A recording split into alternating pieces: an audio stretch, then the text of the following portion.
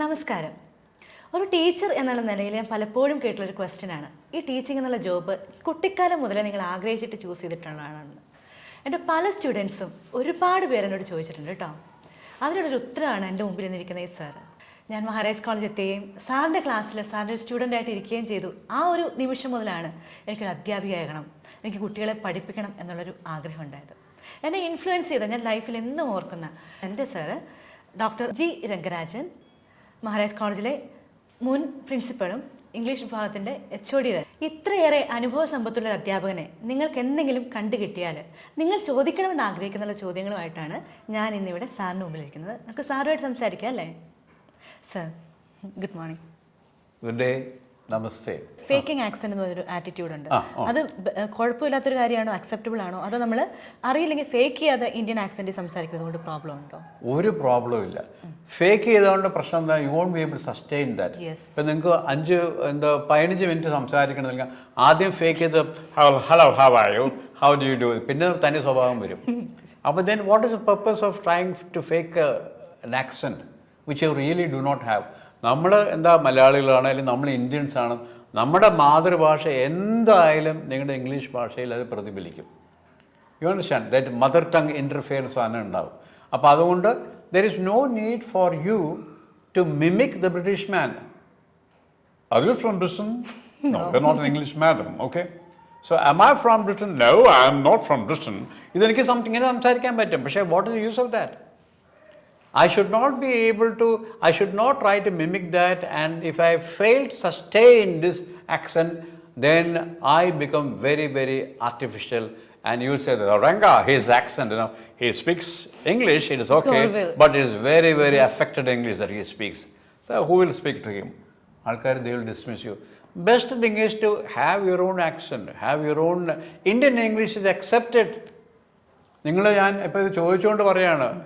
It reminds me of, see, now language-ന് ഒരു ബിസിനസ്സായിട്ട് ഭയങ്കര angle ഉണ്ട്.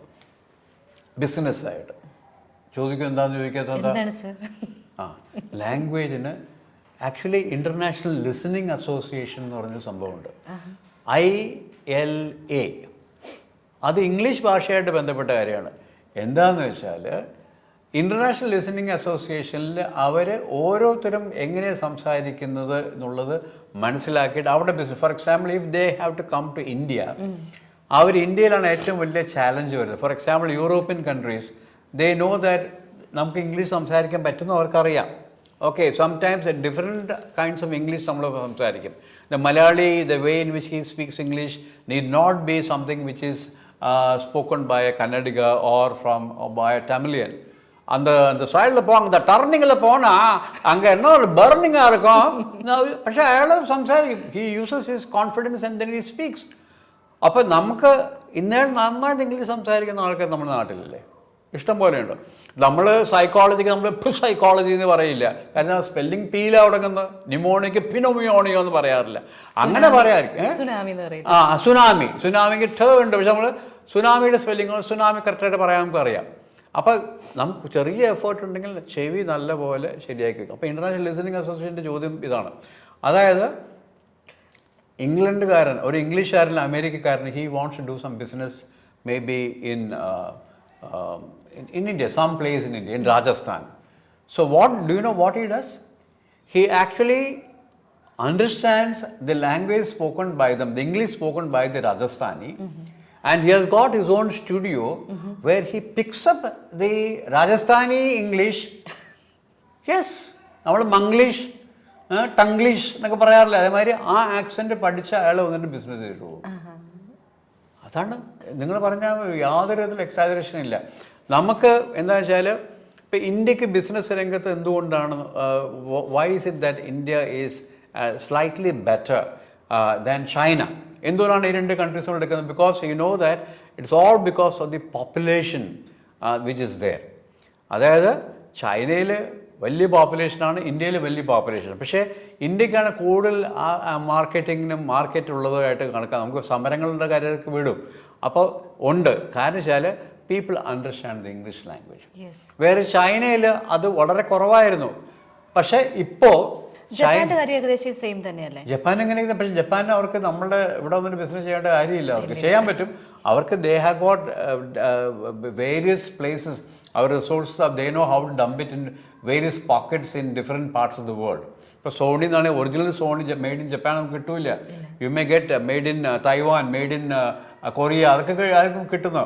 അപ്പോൾ real Japan made in Japan കിട്ടണമെങ്കിൽ വലിയ ബുദ്ധിമുട്ടാണ്. നമുക്കിപ്പോൾ കണ്ടോ ഇത് മെയ്ഡ് ഇൻ ജപ്പാൻ എഴുതിയിട്ടുണ്ടാകും. പണ്ട് അങ്ങനെയാണ് അല്ലല്ലോ.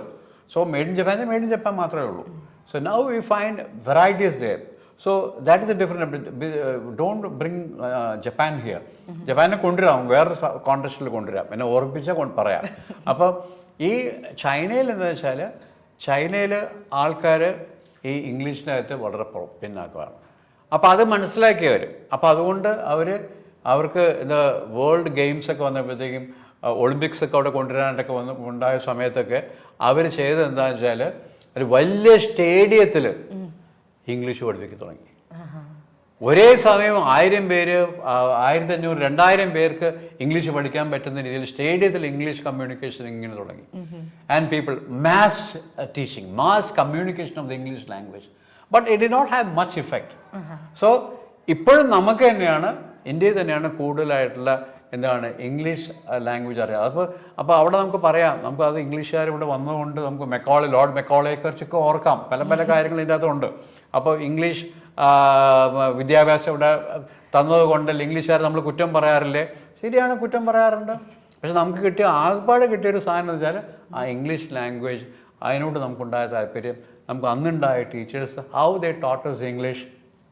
So that is something, that is a legacy which we are actually continuing to master. You understand that? ഇപ്പോൾ ഒരാൾക്ക് PhD in English വിട്ടുകൊണ്ട് അങ്ങനെ സംസാരിക്കണമെന്നൊന്നുമില്ല. He may have his PhD.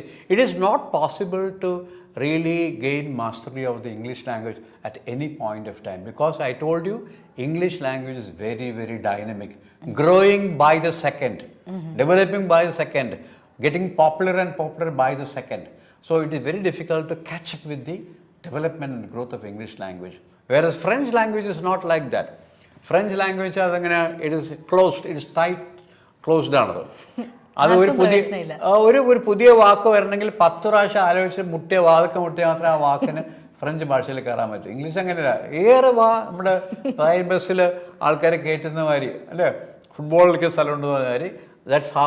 That is the way in which you find the atmosphere for receiving any new word or new expression actually comes favorable for the development of the English language. I think you can ask some questions now. Any other question which you would like to ask? Yeah. അപ്പോൾ സാറിൻ്റെ ഒരു ബാക്ക്ഗ്രൗണ്ടിനെ കുറിച്ച് പറഞ്ഞു. അപ്പോൾ അവിടെ നിന്ന് ഒരു English അധ്യാപനത്തിലേക്ക് കടക്കണം, അല്ലെങ്കിൽ ഇംഗ്ലീഷ് മെയിനായിട്ട് എടുക്കണം എന്നൊരു തീരുമാനം വന്ന ആ ലൈഫ് ടേണിംഗ് മൊമെന്റ് ഏതായിരുന്നു? ആ ലൈഫ് ടൈം എന്താ വെച്ചാൽ എനിക്ക് അത് ഭാഗ്യം പറഞ്ഞാൽ എൻ്റെ ഒരു ഭാഗ്യമായിരുന്നു. അത് സത്യം പറയുകയാണെങ്കിൽ ഒരു ഭാഗ്യമായിരുന്നു. എന്താ വെച്ചാൽ I was weak in all the other subjects. Until 7th standard I was very good in mathematics. Under 8th standard വരെ പെട്ടെന്ന് when I went to the high school, my interest was actually reading. Because my grandfather, he was an English teacher. And we had a whole, maybe an almirah. I won't call it a bookshelf or maybe a library. A whole almirah of English books, of different kinds of English books I had. So I was having maybe some kind of a natural flair to gravitate towards the almirah and pick one by one and read them and then gain mastery over that. There is another reason also, because കേരളത്തിൽ മാത്രം എൻ്റെ grandfather, he had so many other children. ബാക്കി എല്ലാവരും കേരളത്തിന് പുറത്തായിരുന്നു. അവർ കൽക്കട്ടയിൽ നിന്നും ബോംബെയിൽ നിന്നും ഡൽഹിയിൽ നിന്നും ഒക്കെ വരുമ്പോഴത്തേക്കും they used to speak very good English. എനിക്ക് കാര്യം മനസ്സിലാകും, പക്ഷേ സംസാരിക്കാൻ പറ്റില്ല. I found it extremely difficult and very much embarrassed, not trying to reply to their questions, although I understood every nuance of what they said. കാര്യം എന്താ വെച്ചാൽ എനിക്ക് സംസാരിച്ചുള്ള ഒരു വശം എനിക്കില്ല. വീട്ടിൽ പുറത്തെ ആൾക്കാർ ഇംഗ്ലീഷ് സംസാരിക്കുന്ന ആരും ഇല്ലല്ലോ. അപ്പോൾ അതുകൊണ്ട് ആ വശമില്ല. അപ്പോൾ എന്ത് പറ്റി? അപ്പോൾ ഒരു ഭാഷയായി. നമ്മൾ കൊച്ചാക്കിക്കൊണ്ടിരിക്കില്ല. അവർ നമ്മുടെ കസിൻസ് നമ്മൾ കൊച്ചാക്കി, this fellow does not know English എന്ന് കൊച്ചാക്കിക്കൊണ്ടിരിക്കുമ്പോൾ നമുക്ക് I feel challenge. Then I thought I could. അപ്പോൾ അതൊരു കാര്യം, വൺ ചാലഞ്ച്. ആൻഡ് രണ്ടാമത്തെ കാര്യം, ബാക്കി വിഷയങ്ങളിലുള്ള പോരായ്മ, ഈ രണ്ട് കാര്യങ്ങൾ ആ പാടെ എൻ്റെ focus came straight to the English language. ഇതാണ് എൻ്റെ ബ്രെഡ്, ഇതാണ് എൻ്റെ ശാപാട്, ഇതാണ് എൻ്റെ വയറ്റിപ്പഴുപ്പ് എന്നുള്ള കാര്യം തിരിച്ചറിഞ്ഞു, വളരെ നേരം തിരിച്ചറിഞ്ഞുകൊണ്ട് അതിലേക്ക് പോയി. സാർ ഈ കാര്യം പറഞ്ഞപ്പോഴാണ് ഞാനൊരു കാര്യം ശ്രദ്ധിച്ചത്. ഇംഗ്ലീഷ് ടീച്ചേഴ്സിന് മിക്കവർക്കും കണക്ക് കുറച്ച് പുറകോട്ടാണ്. എനിക്കും കണക്കിന് മാർക്ക് കുറവായിരുന്നു. പിന്നെ എൻ്റെ സ്റ്റുഡൻസിന് മിക്കപ്പോഴുള്ളൊരു ചോദ്യമാണ്, ഈ ഇംഗ്ലീഷ് പഠിക്കുന്നതും ഇൻ്റലിജൻസ് തമ്മിൽ ബന്ധമുണ്ടോ, ഇംഗ്ലീഷ് പഠിച്ചു കഴിഞ്ഞാൽ നല്ല സ്റ്റാറ്റസ് കൂടുമോ? ഇതിനൊക്കെ സാറിന് എന്തായിരിക്കും ഒരു ഉത്തരം പറയാൻ? എൻ്റെ ആൻസർ അതൊക്കെ വെറും തെറ്റായ ധാരണയാണ്. ഒരാൾ ഇംഗ്ലീഷ് സംസാരിക്കുന്നതുകൊണ്ട് പോക്കൃതരം കാണിക്കുകയെല്ലാം ചെയ്യുകയാണെങ്കിൽ അതുകൊണ്ട് അവന് അതൊന്നും ശരിയല്ല. അപ്പോൾ മാത്തമാറ്റിക്സ് അറിയാൻ മാത്രമേ എനിക്കെപ്പോഴും വളരെ അസൂയോടുകൂടി തന്നെ മാത്തമാറ്റിക്സിൻ്റെ ഒരു ജീനിയസിനെ നോക്കുന്നത്. I know that I am nowhere near that person. English സംസാരിക്കുക fluency that you actually pick up. ഒരാൾ ഫ്ലുവൻ്റ് ആയിട്ട് ഇംഗ്ലീഷ് സംസാരിക്കുന്ന അവന് ഭയങ്കര ബുദ്ധിശക്തി, ബുദ്ധിവായ്പ ഉണ്ടെന്ന് ഒരു അർത്ഥം അങ്ങനെ കൽപ്പിച്ചിട്ടുണ്ടെങ്കിൽ അത് തെറ്റാണ്. ഇപ്പോൾ നമ്മൾ പണ്ട് ഇൻ്റർനെറ്റിൽ ഉപയോഗിച്ചിരുന്ന ഭാഷ, ലാംഗ്വേജ് ആൻഡ് ഇൻ്റർനെറ്റ് എന്നുള്ളൊരു ഡേവിഡ് കൃഷ്ണ വളരെ പ്രമാദമായ എസ്സേ ഉണ്ട്.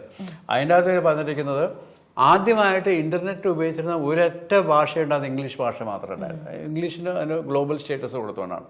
പിന്നീട് അത് മാറി. ഇപ്പോൾ ജപ്പാനിൽ ഇൻ്റർനെറ്റിൻ്റെ language only Japanese. If you go to Russia it's only Russian. If you go to Germany it's only Germany. അവർക്ക് ബുദ്ധിയില്ല എന്ന് പറയാൻ പറ്റില്ല.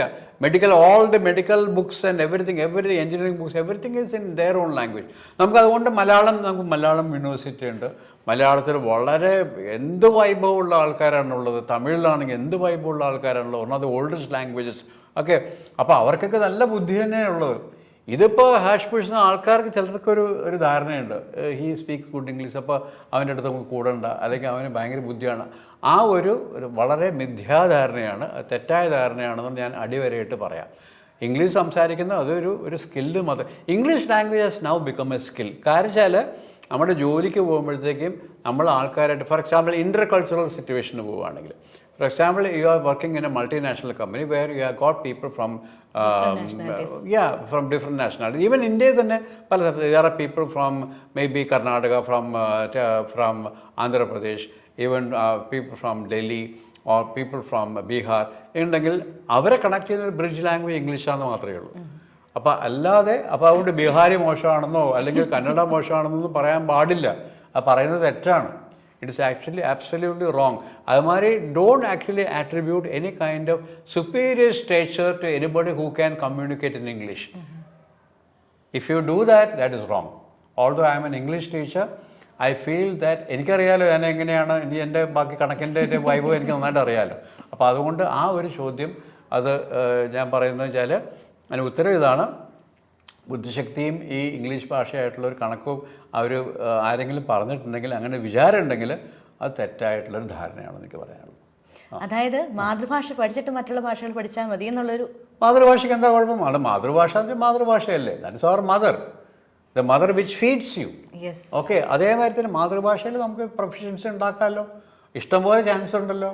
മാതൃഭാഷയിൽ പ്രൊഫഷൻസി ഉണ്ടായി നല്ല പേര്. നമുക്ക് സച്ചിദാനന്ദ സാറിൻ്റെ ഒരു കാര്യം, അദ്ദേഹം ഇംഗ്ലീഷ് പ്രൊഫസറായിരുന്നു. ക്രൈസ്റ്റ് കോളേജിൽ ഇംഗ്ലീഷ് അധ്യാപകനായിരുന്നു. അദ്ദേഹം എൻ്റെ കൂടെ പേപ്പർ വാല്യൂഷൻ വന്നിട്ട്, പക്ഷേ അദ്ദേഹത്തിൻ്റെ മലയാളത്തിലുള്ള ആഴത്തിൽ സംസാരിക്കുക MT വാസുദേവനാണ്. ഇവരെല്ലാവരും എന്താണ്, they are masters in the world literature. So if you are trying to connect these two, intelligence with the knowledge of English or somebody's proficiency in English, it is an absolutely wrong kind of a message that you are giving to people. Because English language, as I told you, has now become a skill in workplace and also to gain a job. Okay, right. Yeah. So, വർഷങ്ങളായിട്ട് ഈ ഭാഷ ലിറ്ററേച്ചറിലൂടെയും അല്ലെങ്കിൽ വളരെ serious ആയിട്ടുള്ള ക്ലാസ്സുകളിലൂടെയൊക്കെ പഠിപ്പിച്ചിട്ടുണ്ട് സാറിന്.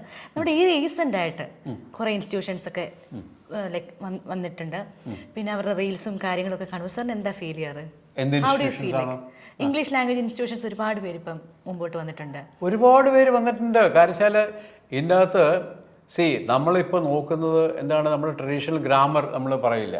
Traditional grammar പഠിപ്പിച്ചുകൊണ്ട് നമ്മൾ മുന്നോട്ട് പോകുന്നില്ല. ഇപ്പോൾ പണ്ട് റെനൻ മാർട്ടിൻ പഠിച്ചതിന് കൃത്യമായിട്ട് എന്താണ് പാർട്സ് ഓഫ് സ്പീച്ച്, എന്താണ് ഓരോ ഫോം ഓഫ് ടെൻസസ് എന്നുള്ളതൊക്കെ മനസ്സിലാക്കിയിട്ടാണ് ആൾക്കാർ പോയിക്കൊണ്ട്. പക്ഷേ നമുക്ക് ഒരു ഉള്ളിലൂടെ ഇൻറ്റേർണലൈസ് ചെയ്തൊരു സാധനം വരും. That is the way in which you acquire that skill by constant reading and grammatic structure. For example, if you listen well, then you can speak well. Any language for that matter. If you read well, you can write well. അപ്പോൾ reading എന്നുള്ളതും listening എന്നുള്ളതും passive സ്കിൽസാണ്. അതിൻ്റെ active സ്കില്ലാണ് ലിസണിങ്ങിൻ്റേത്, speaking എന്നുള്ളതും റീഡിങ്ങിൻ്റേത് writing നോക്കുമ്പോൾ നമുക്ക് കൃത്യമായിട്ട് punctuation mark ഇടണം, നമ്മുടെ സ്പെല്ലിംഗ് കറക്റ്റ് ആയിരിക്കണം, ദെൻ അഗെയിൻ പാരഗ്രാഫ് തിരിക്കാൻ പഠിക്കണം. Okay, all these things are very very important when comes to. അതുകൊണ്ടാണ് reading maketh a full man, അത് conversation ready man, writing maketh an exact man എന്ന് പറയാൻ കാരണം അതുകൊണ്ടാണ്. റീസെന്റ് ട്രെൻഡ് എന്ന് പറയുന്നത് എന്തെങ്കിലുമൊക്കെ ഒരു കാര്യത്തിന്റെ ലൈക്ക് ഒരു ട്രാൻസ്ലേഷൻ പഠിപ്പിക്കുക, അതുപോലുള്ള ഒരുപാട് സെന്റൻസുകൾ പഠിപ്പിക്കുക, അങ്ങനെ ഒരു ടെൻഡൻസി ഉണ്ട്. അത് നല്ലതാണോ ഭാഷ പഠിക്കാൻ വേണ്ടി? അത് അത്ര ഒരു ഞാൻ അത് അത്ര ശുപാർശ ചെയ്യില്ല, ട്രാൻസ്ലേറ്റ് ചെയ്തുകൊണ്ട് പഠിക്കുക. അപ്പം ഞാൻ കണ്ടിട്ടുണ്ട് മലയാളത്തിൽ ഇങ്ങനെ ഉള്ളത്, അതിന് സബ്ജക്റ്റ് എന്താ കർത്താവ്, കർമ്മം, ക്രിയ എന്നുള്ളത് തിരിച്ചിട്ട് പറയുന്നതും അതുകൊണ്ട് ഇംഗ്ലീഷിലേക്ക് അത് ഇങ്ങനെയായിട്ട് മാറണം എന്ന് പറയുക, അതൊരു മെക്കാനിക്കൽ വേ ഓഫ് ലേണിംഗ് ഇംഗ്ലീഷാണ്. അത് എനിക്ക് അത്ര വലിയ അഭികാമ്യമാണെന്ന് എനിക്ക് തോന്നുന്നില്ല. പിന്നെ സോഷ്യൽ മീഡിയയിൽ ധാരാളം കാര്യങ്ങൾ വരുന്നുണ്ട്. അത് ചിലത് വളരെ ഇൻട്രസ്റ്റിംഗ് ആണ്, അപ്പോൾ ചിലത് വളരെ വളരെ ഇൻട്രസ്റ്റിംഗ് ആണ്. പിന്നെ അതുമാതിരി കമ്മ്യൂണിക്കേറ്റ് ഇംഗ്ലീഷിന് തന്നെ ധാരാളം ബുക്കുകൾ ഇറങ്ങിയിട്ടുണ്ട്. അപ്പോൾ ചിലത് വളരെ നല്ലതാണ്. ഇപ്പോൾ ഈ റീസെൻ്റായിട്ട് എനിക്കൊരു ബുക്ക് റിവ്യൂവിന് കിട്ടിയായിരുന്നു, അത് എടുക്കാൻ മതി, ഒന്ന് എടുത്തേ നോക്കട്ടെ.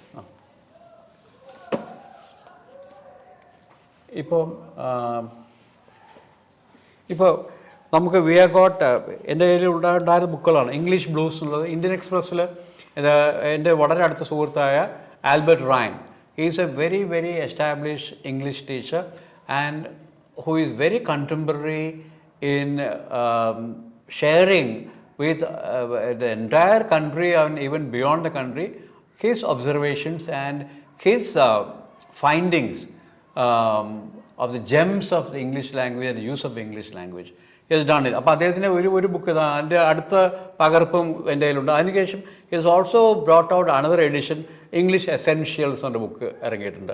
ഇതേമാതിരി തന്നെ എൻ്റെ മറ്റൊരു സുഹൃത്ത്, his name is Mathew M George, who was actually working for the Reserve Bank of India.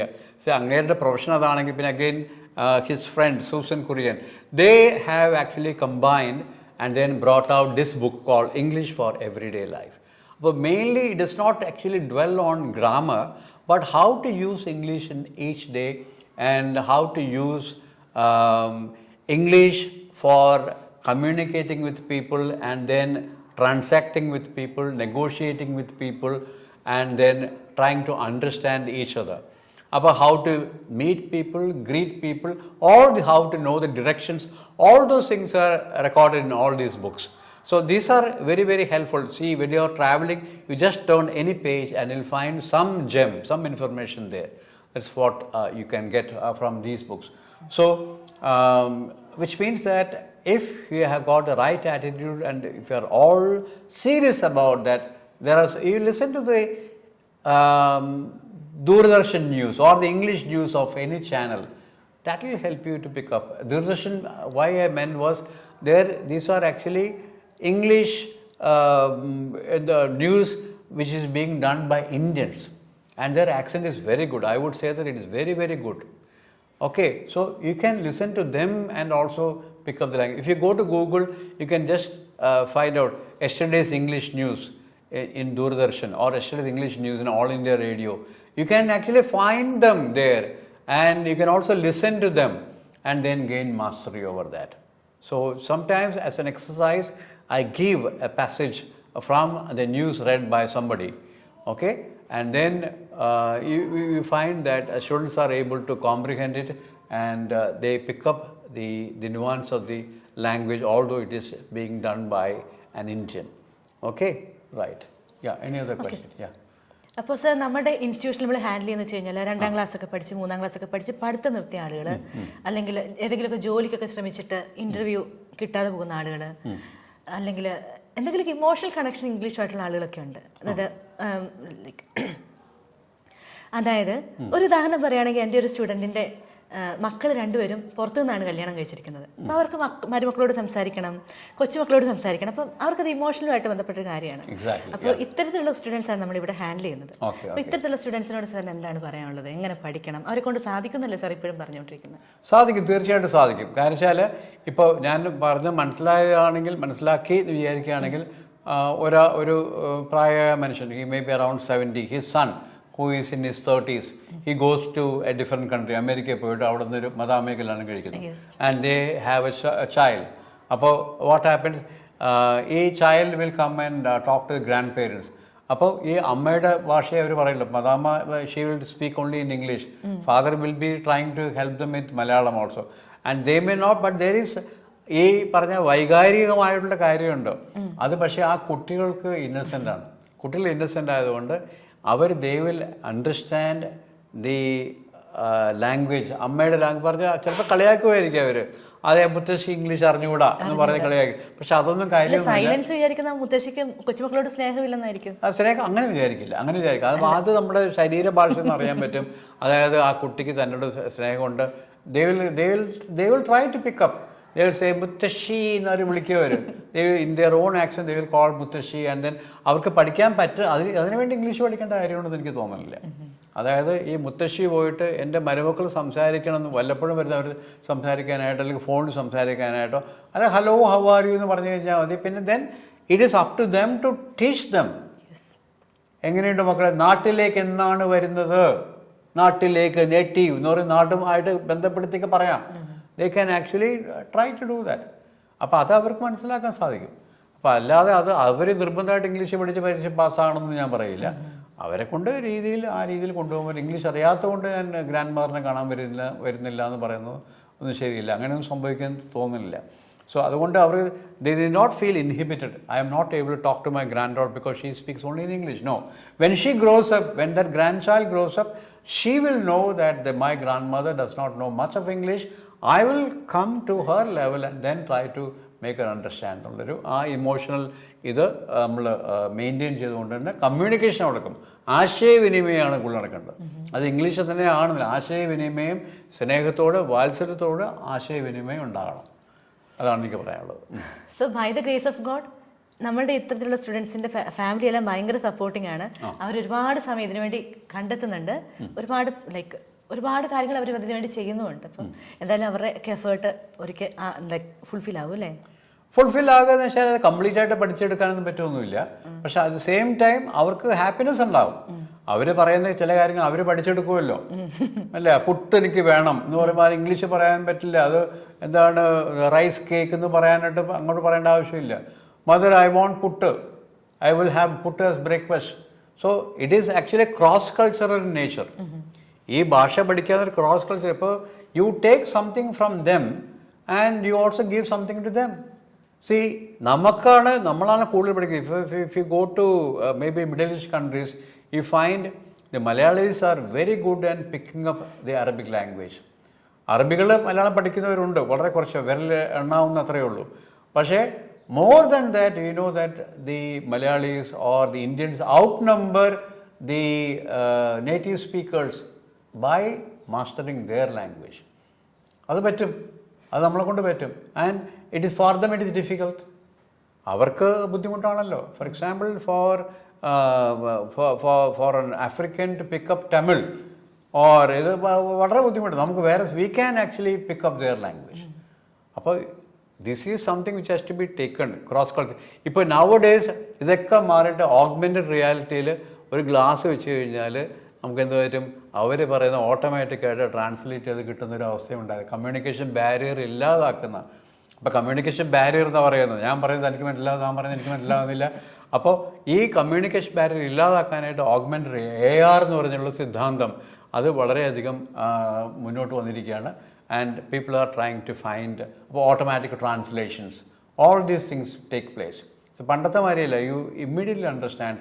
ഇപ്പോൾ ഒരു ബുക്ക് എടുത്തു കഴിഞ്ഞാൽ if you are actually looking at an Arabic comment നിങ്ങളുടെ ഫേസ്ബുക്കിൽ എടുക്കുകയാണെങ്കിൽ ഉടനെ ട്രാൻസ്ലേറ്റ് ഇൻ ഇംഗ്ലീഷ് പ്രസ് ചെയ്താൽ ട്രാൻസ്ലേഷൻ കിട്ടും. But sometimes the translation will be horrible. Horrible, it won't match with that, but even then you will get some idea about these things. So the technology is advancing and then again the language barrier എന്നുള്ള ആ സംഭവം അത് വളരെ വളരെ കുറഞ്ഞു വരുന്നൊരു അവസ്ഥയാണുള്ളത്. ഇത്രയും തിരക്കുള്ള സമയത്തും ഞങ്ങൾക്ക് വേണ്ടി ഇത്രയും സമയം സ്പെൻഡ് ചെയ്തതിന് സാറിന് ഒരുപാട് നന്ദി. ഈ ഒരു സഹകരണവും സാറിൻ്റെ സാമീപ്യമൊക്കെ നമ്മളോട് എന്നും ഉണ്ടാകുമെന്ന് വിചാരിക്കുന്നു. സാറിന് എന്താണ് ഈ നിമിഷത്തിൽ നമ്മുടെ സ്റ്റുഡൻസിനോട് പറയാനുള്ളത്? ഇത്രയേ ഉള്ളൂ. അതായത് എന്നാൽ എനിക്കൊരു അവസരം തന്നു, അത് ഞാൻ ഉപയോഗിച്ചിട്ടുണ്ട്. പക്ഷേ നമുക്കത് എങ്ങും എത്താത്തൊരു വിഷയമാണിത്. ഓക്കെ, നമുക്ക് പല പ്രശ്നങ്ങളും പറയാം, ഭാഷ പഠിക്കാനുള്ള പ്രശ്നങ്ങൾ പറയാം, പരിഹാരങ്ങൾ ധാരാളം പറയാൻ പറ്റും. പക്ഷേ നമുക്കൊരു ചെറിയൊരു ഇൻ്റർവ്യൂവിലൂടെ മുഴുവൻ പരിഹരിക്കാൻ സാധിക്കില്ല. നമ്മൾ അത് ടിപ്പ് ഓഫ് ദി ഐസ്ബർഗ്. പക്ഷേ എനിക്ക് ഇത്രയും പറയാം, ഒരു മെസ്സേജായിട്ട് പറയാനുള്ളത്, if you got the right attitude definitely you will be able to pick up the language like this. ഒരു വലിയ പ്രശ്നമില്ലാതെ പഠിക്കാൻ പറ്റും. ഓക്കെ, അതാണ് പറ്റുക. അപ്പോൾ അതുകൊണ്ടാണ് നമുക്ക് ഗ്ലോബിഷ് എന്ന് പറഞ്ഞ ഒരു ഗ്ലോബൽ ഇംഗ്ലീഷ് എന്ന് പറഞ്ഞ സാധനം ഉണ്ടായിരിക്കുന്നത്. അത് കുറച്ച് ചുരുങ്ങിയ സ്ട്രക്ചറിനുള്ളിൽ ആൾക്കാർ ബിസിനസ് നടത്തുകയും ഒക്കെ ചെയ്യുന്നത് അവർ ആ സ്ട്രക്ചറിൻ്റെ അതിൽ നിന്ന് നടത്താൻ സാധിക്കും. അപ്പോൾ അങ്ങനെ ധാരാളം ഷോർട്ട് കട്ടുകളുണ്ട്. പിന്നെ പല സ്ഥലത്തും നമുക്ക് കണ്ടിട്ടുണ്ട്, ഇംഗ്ലീഷ് 3 മണിക്കൂറിനും പഠിക്കാം, ഇംഗ്ലീഷ് 30 ദിവസത്തിനും പഠിക്കാം.